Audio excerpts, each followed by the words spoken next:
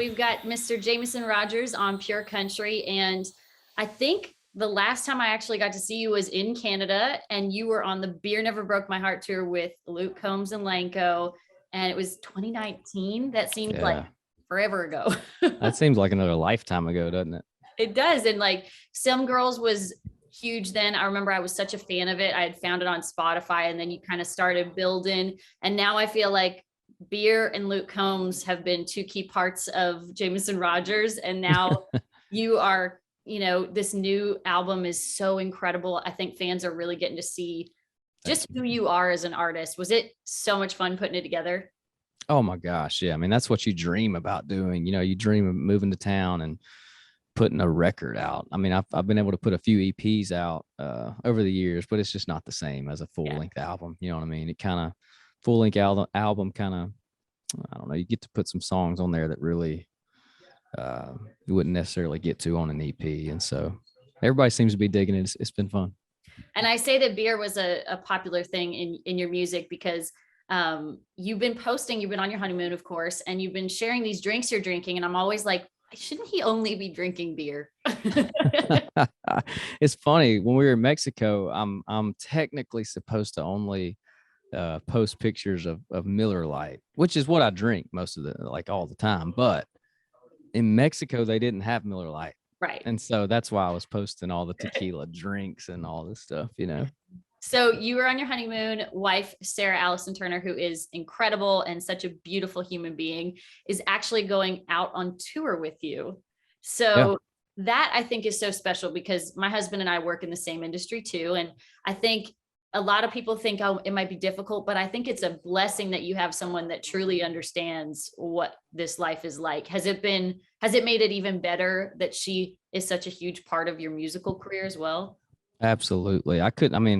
It's hard to find people that would understand this industry, that doesn't work in this industry. If that makes sense. I mean, I've been gone for so long, so much this fall that I've been I felt so bad about it, but she's just so gracious about it and totally understands and never makes me feel guilty about being gone, which is the reason I married her. And she's also really pretty too.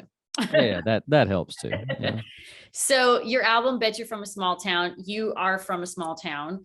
And I feel like when you grow up in a small town as somebody who loves country music, you kind of grow up on that 90s country. There's a lot of staples in education of country music. So who were those people for you growing up?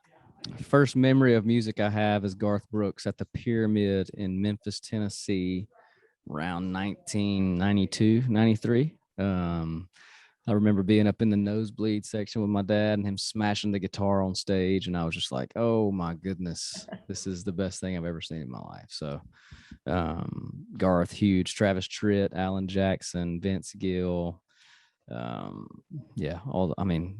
Endless artists in the 90s, right? I mean, so many. Black Hawk, Shenandoah. I mean, list can go on and on, but definitely 90s country in a small town back road in my old 95 Z71 in high school. That was every Friday, Saturday night.